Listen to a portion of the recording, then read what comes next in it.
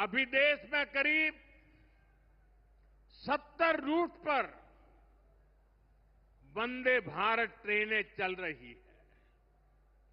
इससे दूर सुदूर के इलाकों में भी आधुनिक रेल पहुंची है।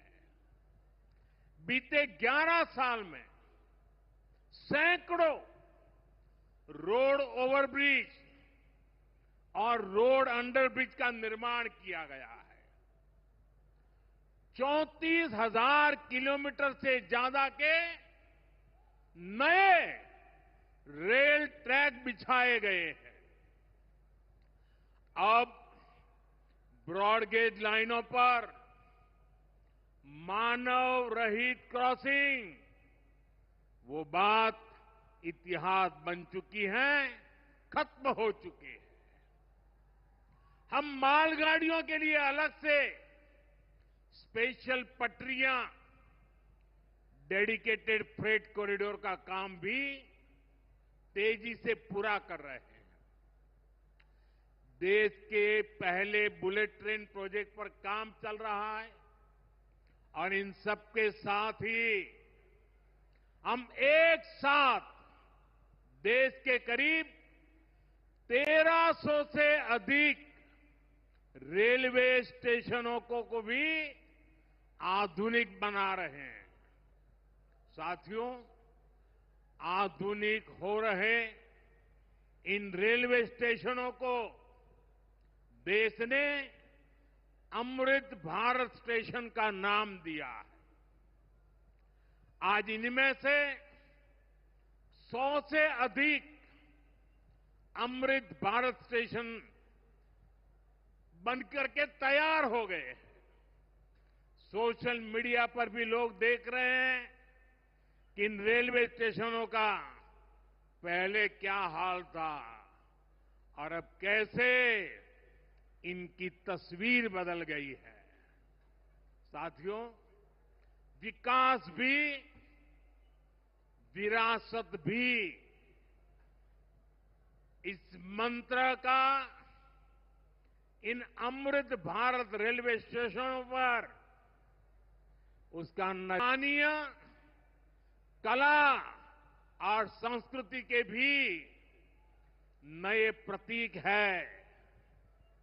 जैसे राजस्थान के मांडलगढ़ रेलवे स्टेशन पर महान राजस्थानी कला संस्कृति के दर्शन होंगी। बिहार के थावे स्टेशन पर मां थावे वाली के पावन मंदिर और मधुबनी चित्रकला को दर्शाया गया है। मध्य प्रदेश के ओरछा रेलवे स्टेशन पर आपको भगवान राम की आभा का एहसास होगा। श्रीरंगम स्टेशन का डिजाइन भगवान श्री रंगनाथ स्वामी जी के मंदिर से प्रेरित है। गुजरात का डाकोर स्टेशन रणछोड़राय जी से प्रेरित है। तिरुवन्नामलई स्टेशन द्राविड़ वास्तुकला के अनुसार डिजाइन किया गया है।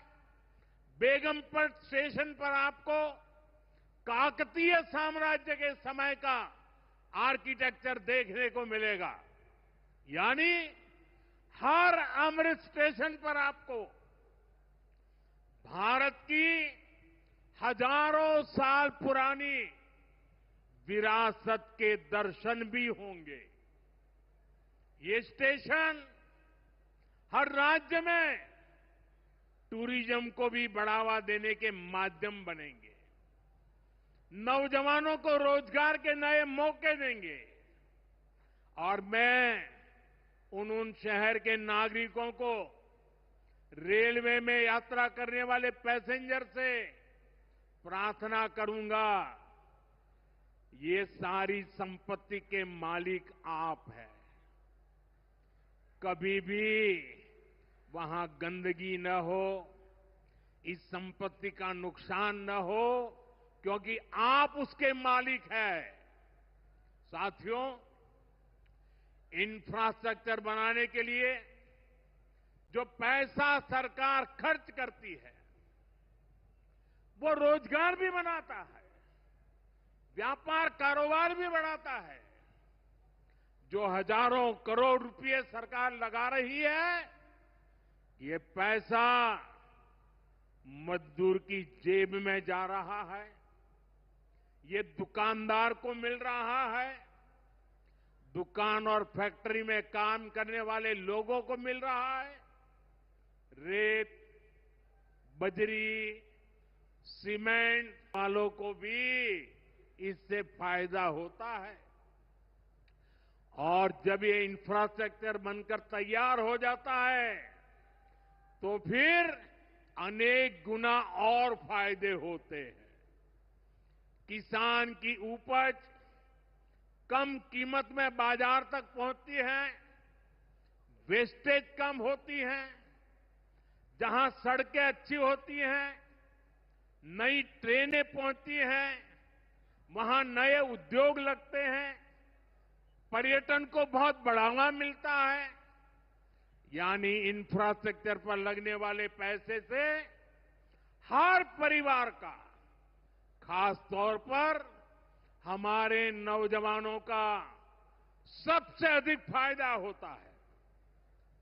साथियों, इंफ्रास्ट्रक्चर पर जो काम हो रहा है उसका हमारे राजस्थान को भी बड़ा लाभ मिल रहा है।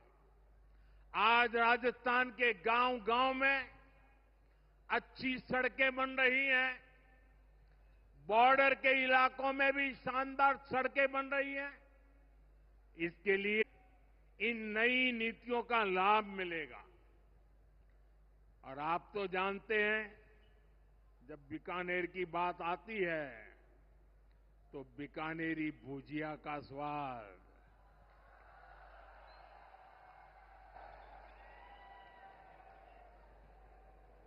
और बीकानेरी रसगुल्लों की मिठास,